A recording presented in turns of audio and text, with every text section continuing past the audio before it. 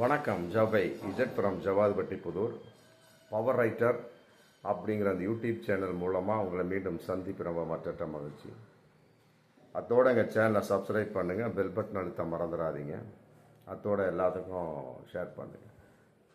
அதாவது தமிழகத்தில் திமுக கூட்டணியை பிரித்து ஆள வேண்டும், அதன்படி பாஜக உள்ளே நுழைய வேண்டும். அது அதிமுகவோட கூட்டணியா மற்ற இப்படியே இருந்துட்டு போட்டோம். பாஜக தனிப்பட்ட ஒரு பெரும்பான்மை இல்லாவிட்டாலும் ஏதோ ஒரு வகையில் கூட்டணி அமைத்து கொண்டு தமிழகத்தை ஆள வேண்டும். இந்தியாவை எப்படி சனியம் பிடிச்சி ஆளுது, அது மாதிரி தமிழகத்தையும் பாஜக என்ற சனி ஆள வேண்டும் என்ற ஆழமான ஒரு திட்டத்தின் வெளிப்பாடு தான், அதனுடைய ஒரு துருப்பு சீட்டு தான் ஆதவ் அர்ஜுனா என்ற ஒரு நபர். அந்த நபரை தூண்டி விட்டது பாஜக. அதுக்கு முன்னால் அவங்க மாமனார் வகையிலும் அவர் வகையிலும் ஏகப்பட்ட வருமான வரி மோசடி வழக்குகள். ஏன்னா அவருடைய மாமனார் தான் மார்ட்டின், மிகப்பெரிய ஒரு லாட்டரி வியாபாரி. அதன் அடிப்படையில் ஏகப்பட்ட பதுக்கல் பணங்கள். மற்றபடி அவங்களாம் ஒழுங்காக கணக்கெலாம் காமிக்கலாம் முடியாது. கணக்கு காமிச்சாங்கன்னா ஒன்றுமே இருக்காது. அதே நேரத்தில் பண வரவு அதிகமாக இருந்தது. ஆதவ் அர்ஜுனா மார்ட்டினுடைய மருமகன். மாமனாரையும் காப்பாற்றணும், பணத்தையும் காப்பாற்றணும், வருமான வரி சில தொல்லைகளையும் காப்பாற்றணும் சொல்லிவிட்டு பாஜகவின் துருப்பு சீட்டாக மாறினார். இதுதான் அவருடைய மிகப்பெரிய ஒரு ஜாதகம். அதன் அடிப்படையில் அந்த பாஜக ஆதவ் அர்ஜுனாவை பயன்படுத்துது. எப்படி? நீ தமிழ்நாட்டில் இருக்கிற, ரைட்டு, ஓகே, தமிழகத்தில் திமுக கூட்டணியை உடைக்கணும். திமுகவை நீ உடைக்க முடியாது, திமுக கூட்டணியை உடைக்கணும். குறிப்பாக விசிகே, மற்ற காங்கிரஸ், மற்றெல்லாம் ஒன்றும் பெரிய கட்சியெலாம் சொல்லலாம் முடியாது. வேல்முருகன் கட்சியெலாம் பெரிய விஷயம் கிடையாது. முஸ்லீம் மற்ற ஜவாஹிருல்லா, மற்ற கம்யூனிஸ்ட், அதெல்லாம் ஒன்றுமே பண்ண முடியாது. பண்ணினாலும் அதனால் ஒரு எஃபெக்டும் கிடையாது திமுகவுக்கு. ஒன்றும் விடுதலை சிறுத்தைகள் கட்சியை பிரிச்சிரு, ஆமாம், இல்லையா காங்கிரஸை பிரிச்சிரு. முதல்ல திமுக உள்ள சேரு, அப்புறமா பார்த்துக்கலாம் அப்படின்னு உள்ள அப்படியே நுழைக்கிறாங்க. பாஜக எல்லாமே திட்டம். திமுக நுழையக்கூடிய ஒரு சூழல் வரக்கூடிய சமயத்தை திமுக கையை விரிச்சிருது. இங்கெல்லாம் எந்த சீட்டும் கிடையாதுப்பா, வந்தீங்கன்னா டம்மி பீஸாக தான் இருக்கணும், எல்லாம் அது பொறுப்பில் இருக்கிறாங்க. இங்கே எந்த பொறுப்புமே கிடையாது. ஏன்னா இவர் எங்கே போனாலும் சரி அந்த தேர்தல் மேலாண்மை பொறுப்பு, மற்றபடி துணை பொதுச் செயலாளர், இந்த டாப்பில் தான் கேட்பார். அதுக்கு என்ன அமௌண்ட்டை கொடுத்துருவார். திமுகவில் அப்படிலாம் கிடையாது, எல்லாம் ஃபுல்லு. ஒரு ஒன்றிய செயலாளர் கூட இன்னைக்கு வெட்டு குத்து தான். அது உலக அறிந்த உண்மை. அதன் அடிப்படையில் தாவே அது ஆதம் அர்ஜுனாவுடைய ஒரு பாட்சா பழிக்கல. குறிப்பாக பாஜகவுடைய பாட்சா பழிக்கல ஆதவ் அர்ஜுனா மூலமாக. சரி, எப்படா உள்ள நுழைஞ்சு என்ன சப்ஜெக்ட் பார்க்கலாம் அப்படின்னா, மெயின் கட்சி திமுக, அதில் கூட்டணியாக இருக்கக்கூடிய கட்சிகள் நுழைஞ்சிடலாம். மெயின் கட்சியில் நுழைய முடியல. சரி, கூட்டணி கட்சிகள் நுழைஞ்சிடலாம் அப்படின்னு பார்க்கக்கூடிய சமயத்தில் காங்கிரஸுக்கு திட்டம் போட்டாங்க. அது ஒன்றும் பெருசாக சொல்ல முடியல. ஏன்னா ஆல்ரெடி காங்கிரஸே பல பிரிவுகள் தான் இருக்கும், ஒன்றும் பெரிய விஷயம்லாம் கிடையாது. நம்ம சொல்லி பெரிய விஷயம் கிடையாது. ஆனால் அடுத்தது மிகப்பெரிய ஒரு அங்கீகாரத்தோடு இருக்கக்கூடிய ஒரு கட்சி விடுதலை சிறுத்தைகள் கட்சி. அந்த கட்சியை பாஜக தேர்ந்தெடுத்து கொடுக்குது ஆதவ் அர்ஜுனாவுக்கு. உடனே அவர் அங்கே போறார். என் அன்பு தலைவன் திருமாவளவன் கொஞ்சம் ஏமாந்துடுறாரு. சரி, மிகப்பெரிய ஒரு துணை பொதுச் செயலாளர் போஸ்ட்டை கொடுத்துட்றாரு. அங்கு சில அமௌண்ட்டு கொடுப்பா, தேர்தல் நிதி, மற்ற சோ கட்சி வளர்ச்சிக்கு கொடுக்காமலாம் சேர முடியாது. கொடுக்கக்கூடிய சமயத்தில் உள்ள துணை பொதுச் செயலாளரை சேர்றார். யாரு? ஆதவ் அர்ஜுனா, பாஜகவின் தூண்டுதலோட. அப்புறம் அங்கே ஒரு கோல வச்சுறார். திடீர்னு ஆட்சியில் பங்கு, அதிகாரத்தில் பங்கு அப்படிங்கிறாரு. என் அன்பு தலைவன் திருமாவளவன் உட்பட எல்லாம் திரும்பி பார்க்குறாங்க. என்னடா இருந்தாலும் திடீர்னு இப்படி பண்ணுறான் அப்படின்னு போட்டு.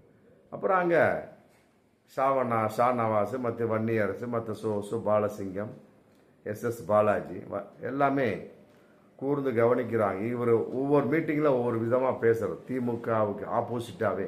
ஏன்னா அவங்க நிலைப்பாடு அதான. திமுகவில் உள்ள நுழைஞ்சு குட்டைய குழப்பு, எல்லா கூட்டணி கட்சி பிரி அப்படின்னு சொன்னது பாஜக. ஒப்பந்தமே அதானே. அவர் ஆதவ் அர்ஜுனா விட்ட பாஜக ஏற்பட்டுள்ள ஒப்பந்தம் அதான். நீங்க செஞ்சுட்டு வா, வருமான வரி சம்பந்தப்பட்ட வகையில் மற்ற சோன்ஸ் எல்லா கேஸும் உன்ட்ட இருக்காது, நீயும் மாமனாருக்கு உனக்கு விடுதலை வாங்கிடுறோம், விடுதலை கொடுத்துட்றோம் அப்படிங்கிறது ஒப்புதல். அதன் அடிப்படையில் திமுக நுழையிறப்ப அங்கே ஒன்றும் கிடையாது. அப்புறம் அதன் கூட்டணி கட்சிகளை நுழையிறப்ப கிடைச்சிருது. ரைட்டு பார்க்குறாங்க, அங்கேருந்து சிக்னல் கிடைக்குது திமுகவிலிருந்து. எப்போ இந்த நபர் ஆல்ரெடி எங்கள் கட்சிகள் நுழையிறதுக்கு பார்த்தாரு, நாங்கள் முடியாதுன்னு சொல்லிட்டோம், உங்கள் கட்சிகள் நுழைஞ்சு இப்போ நம்ம கூட்டணிக்கு வேட்டு வைக்கிறார், இதற்கு பாஜக தான் மிகப்பெரிய ஒரு காரணம். ஒரு துருப்பு கிடைச்ச உடனே எப்படியாவது இவரை கட்சியை விட்டு விலக்கி விடணும்னு சொல்லிட்டு எல்லா கட்சிக்குள்ள முக்கிய 2ஆம் கட்ட தலைவர்கள் மற்ற சோன்ஸோ ஆமாம் தலைவர் திருமா எல்லாமே திட்டம் போடுற சமயத்தில் இது ஏதோ ஒரு வகையில் அவர் மேலே பல குற்றச்சாட்டுகளை சுமத்தி, வெறும் குற்றச்சாட்டுகள், இப்படிப்பட்ட ஒரு இதெல்லாம் கூடாது, இவர் அங்கங்கே பேசிட்டு வரதை வச்சு அதை கருத்தாக வச்சு அப்படியே அவரை வெளியே சஸ்பென்ஸ் அப்படிங்கிறாரு, அவராக டிஸ்மிஸ் ஆகிடுறாரு, முடிஞ்சு போச்சு. இப்படி இருக்கக்கூடிய சமயத்தில் தான் தாவேகா ஆரம்பம். அது நல்லா புரிஞ்சுக்கணும். தமிழக வெற்றி கழகம் விஜய் ஆரம்பிக்கிறார். அப்போ அதனுடைய சூழல் என்ன பொசிஷன் பார்க்கக்கூடிய சமயத்தில் பாஜக மிகப்பெரிய ஒரு திட்டம் போடுது. ஆல்ரெடி ஒரு சர்வே எடுக்கிறாங்க, விஜய்க்கு ஏகதேசம் குறிப்பிட்ட விகிதாச்சாரத்தில் ஓட்டு இருக்கிறதுனால இந்த கட்சியை வச்சு நம்ம எப்படி பண்ணலாம் அப்படிங்கிற சமயத்தில் அதிமுகவுடைய கூட்டணி வச்சுக்கலாம் அப்படின்னு ஒரு ஐடியா போகுது. அதையும் ஒரு டச்சிங் வச்சுக்க வேண்டியப்பட்டு அவசரமாக அதிமுகவோடு அமித்ஷா கூட்டணி வச்சது. வச்சாலுமே எடப்பாடி வகையில் திருப்தி கிடையாது. இன்னைக்கும் கூட்டணிலாம் அதெல்லாம் ஒன்றும் கிடையாதுங்க, கூட்டணி ஆட்சிலாம் கிடையாது, சும்மா சீட்டு கொடுப்போம் அவ்வளோ, அதை பார்த்து போயிட்டே இருக்க வேண்டியதான். அப்புறம் திரும்பவும் போட்டாங்க சசிகலா ஓபிஎஸ் டிடிவி சேர்த்தரலாம் அப்படின்னு, அதுவும் கிடையாது, நான் மட்டும்தான் தனிக்காட்டு ராஜா என்ன சொல்கிறேன் அப்படின்னு இன்றைக்கும் போயிட்டு இருக்கிறாரு. எந்த நேரத்திலும் அந்த கூட்டணி பிரிந்து விடலாம் அப்படிங்கிறது அன்னைக்கே வந்தாச்சு, அதுக்குண்டான காலம் நெருங்கிட்டு இருக்குன்னு நினைக்கிறேன். அதன் அடிப்படையில் அவசரமாக அமித்ஷா அதிமுக கூட்டணி ஏற்படுத்துகிறாரு. எப்பா இது இங்கே முடிச்சுட்டேன், நீ தாவேகாவுக்குள்ள நுழை அப்படின்னு சொல்லிட்டு ஆதவ் அர்ஜுனாவுக்கு சிக்னல் கொடுத்தவொன்னே அவர் நேராக போகிறார், தேர்தல் மேலாண்மை செயலாளர் அப்படிங்கிற ஒரு பொறுப்புக்கு வந்துடுறாங்க. இது தாவேகாவுக்கு புரியலை. ஏன்னு கேட்டால் எல்போர்டு தானே விஜய், எல்போர்டு தான் விஜய், ஒன்றும் அனுபவம் இல்லாதவர் தான். அப்படிங்கிறப்ப டக்குன்னு அவருக்கும் அந்த நேரத்துக்கு பார்ட்டிஸ் ஒரு முக்கிய நிர்வாகிகள் தேவைப்படுது. அப்புறம் பெரிய அமௌண்ட் கொடுப்பாரு. அவர் மாமனார் லாட்டரி அதிபருங்க, கட்டுக்கட்டாக கோடியாக பணம் வச்சிருக்கிறாரு. பாஜகவுக்கு அள்ளி கொடுத்தவர் அதிகமாக அவர் தான், நல்லா புரிஞ்சுக்கணும். இந்த வகையில் ஏன்னா எலெக்ஷன் பாண்டு வகையில் அள்ளி கொடுத்தது டோட்டலாக பார்க்கக்கூடிய சமயம் அதிகமாக கொடுத்து மார்டின் தான். அப்படி இருக்கக்கூடிய சமயத்தில் தாவேகாவுக்குள்ள நுழைஞ்சிருப்ப நம்ம பார்த்துக்கலாம் அப்படிங்கிற சமயத்தில் அங்கேயும் போய் அள்ளி கொடுக்குறார். யார்? பாஜக ஆதவ் அர்ஜுனா மூலமாக இவரும் கலந்து அள்ளி கொடுத்துட்றாங்க. மிகப்பெரிய ஒரு பொறுப்பு, தேர்தல் மேலாண்மை பொறுப்பு. அந்த பொறுப்பை ஏற்படுத்துறது ஆதவ் அர்ஜுனா தான். இந்த மாதிரி ஒரு பொறுப்பை ஏற்படுத்தி எனக்கு கொடுத்துட்டு நான் பார்த்துட்றேன் அப்படின்னு. அப்புறம் தேவை இருக்கிறப்ப அப்புறம் ஒன்றும் இப்போ பேச முடியாத ஏற்பாடு பண்ணிடுறாங்க. பண்ணிட்டு போயிட்டு இருக்க சமயத்தில் பாஜகவுடைய ஒரு தூண்டுதல் வருது, எப்படியாவது இந்த கட்சியை வைத்தாவது திமுகவை உடைக்க வேண்டும், சிதைக்க வேண்டும். சிதைக்க முடியாவிட்டாலும் கூட தமிழகத்தில் பாஜக ஆட்சியை கொண்டு வர வேண்டும். அதுக்கு என்ன திட்டம்? இல்லைங்க, நம்ம தாவேக்காவே ரெடி பண்ணி கொண்டு வந்துடலாம், புதிய விஷயம், அதில் பெயிண்ட் அடித்து மற்ற சோர்ஸை பளிச்சுன்னு கொண்டு மக்கள்கிட்ட காட்டினா வேலை முடிஞ்சு.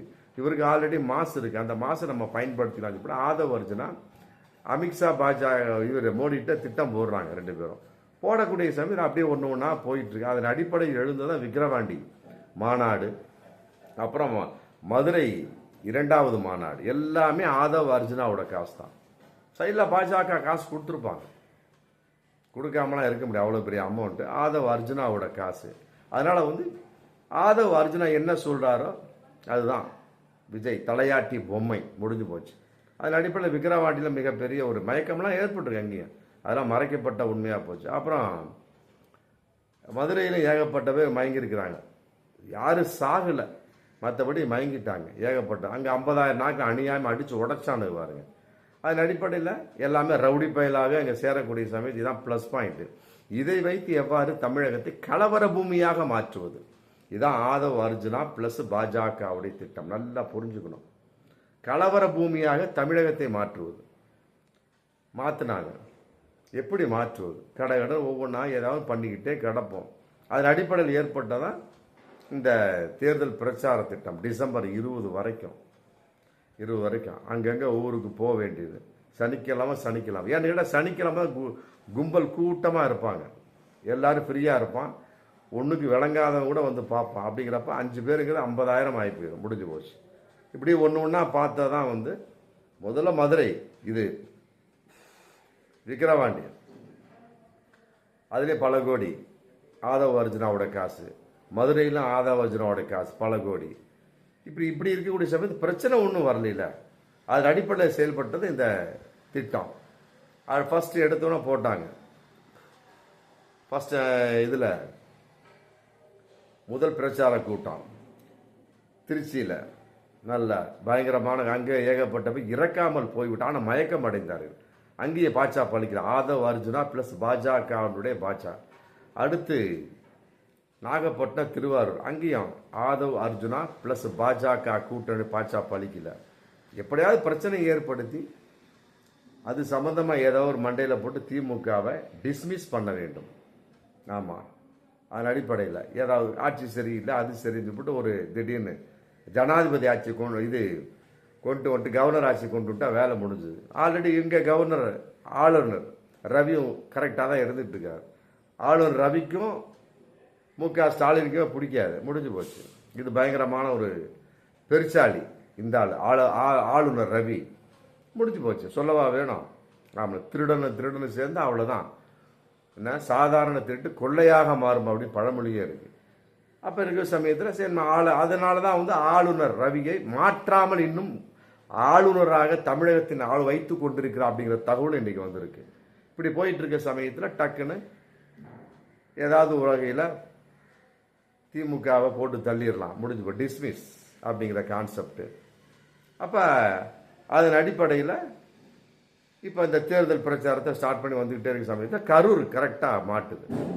ஆமாம், கரூரில் அடுத்து 3வது பொதுக்கூட்டமான கரூர் கான்செப்ட் வரக்கூடிய சமயத்தில் வேண்டுமென்றே அவர்கள் வேலுச்சாமி புறத்தை கேட்டார்கள் அப்படிங்கிற ஒரு தகவல் போயிட்டு இருக்க சமயத்தில் இன்னைக்கு 41 பேர் ஃபனால்.